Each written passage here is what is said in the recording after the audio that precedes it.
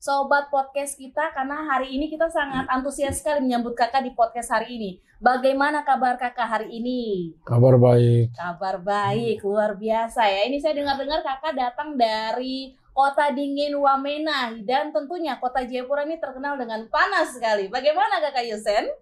Ya, Wamena dingin, tapi Jayapura panas. Jayapura panas. Kira-kira ini pertama kali kakak berkunjung ke kota Jayapura kah? Atau sudah pernah mengunjungi Jayapura? Ya, terakhir tahun 2016.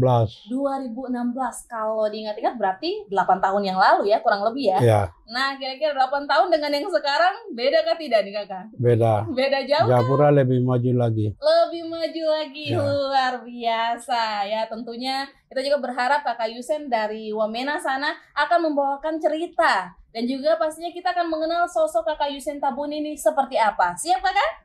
Siap. Siap. Oke kakak, mungkin kita kenalan sedikit. Kakak asal sukunya dari mana? Saya sukunya dari Kabupaten Jaya, Distrik Piramid, Kampung Moragame. Wah, luar biasa. Terus kira-kira kakak berapa bersaudara ini? 11 saudara. 11 saudara, berarti kakak anak ke? Saya anak pertama. Anak pertama, luar biasa. Kalau saya anak kedua dari 2 bersaudara. Agak jauh sedikit tapi tidak jadi masalah. Luar biasa. Kira-kira juga nih kakak, bapak dan mama asli kampung yang sama atau mungkin mama dari kampung yang berbeda? Boleh Beda. kakak jelaskan? Beda. Mama dari Lembah, bapak dari bagian barat, Lanijaya. Oh, Ya. jadi ada perbedaan tapi tidak jadi masalah. Yang penting mempersatukan dan menghasilkan kakak Yusen seperti saat ini. Luar biasa. Dan kalau boleh tahu juga saat ini kakak punya status mungkin sudah menikah kah atau belum kah? Saya sudah nikah. Sudah menikah. Mungkin Anak 2, perempuan. 2 anak sama. Ya. Saya dengan kakak saya juga 2 anak nih, luar biasa, perempuan-perempuan ya. Ya. Hebat. Dan saat ini kakak disibukkan dengan kegiatan apa nih? Sebagai tokoh masyarakat kah atau bagaimana? Saya sebagai Pangkodam 2, Mm-mm. Panglima Kodam 2, Bali Moragame Wamena.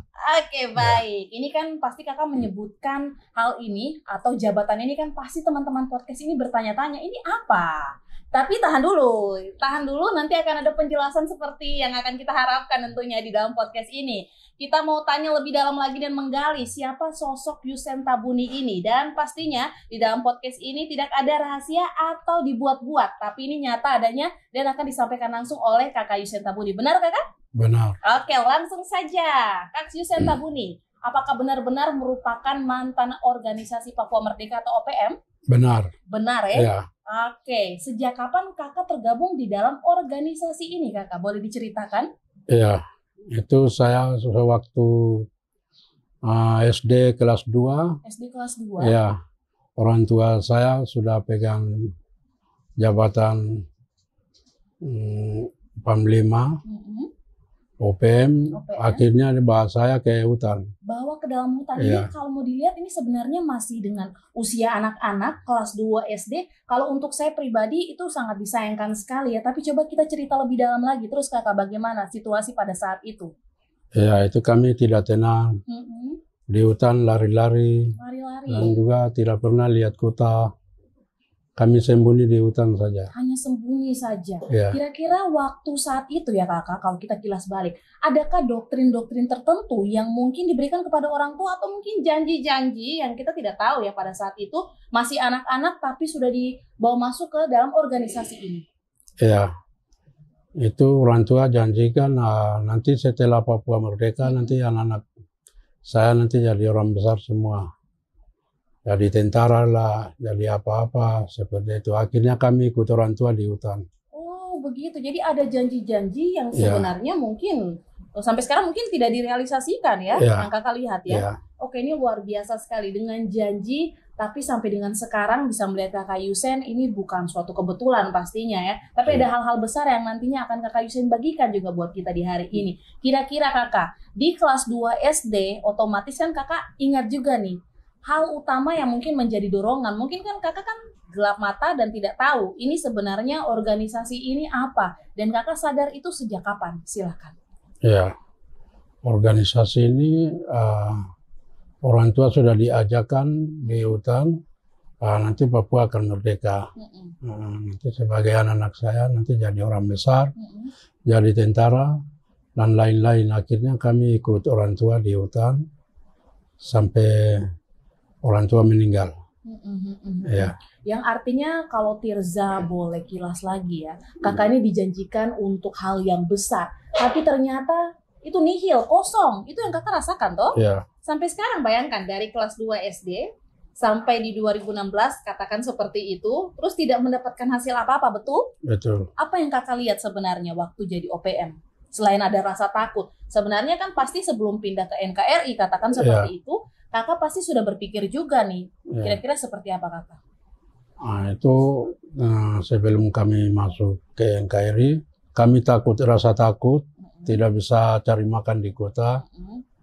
Begitu kami hidup lebih juga rasa takutnya hidup juga tidak benar, tidak menentu, tidak benar juga. Mau ke kota pasti pikir-pikir. Tentara Indonesia juga dikejar-kejar begitu. Maka hidup kami tidak tenang. Tidak lebih tenang ya. Oke, ini berarti ya buat kita sendiri jadinya tahu ya kehidupan kakak Yusen sebenarnya tidak enak seperti yang dibayangkan pada masa kini. Dan kira-kira kakak proses rekrut, apalagi kakak sampai dengan 2016, otomatis kan banyak anak-anak muda atau mungkin anak-anak kecil seusia kakak waktu di kelas 2 SD, kira-kira proses rekrut ini untuk masuk ke dalam organisasi ini supaya mungkin kita anak-anak Papua ini tidak sembarangan lah kakak. Silakan. Arti kami masih di usia SD. Kami sudah diajak dari orang tua. Sudah latihan apa-apa secara nasional lah. Nasional ya, pegang senjata dan lain sebagainya. Dan lain-lain sebagainya. Program OPM itu kami ikuti berjalan begitu. Oh, baik.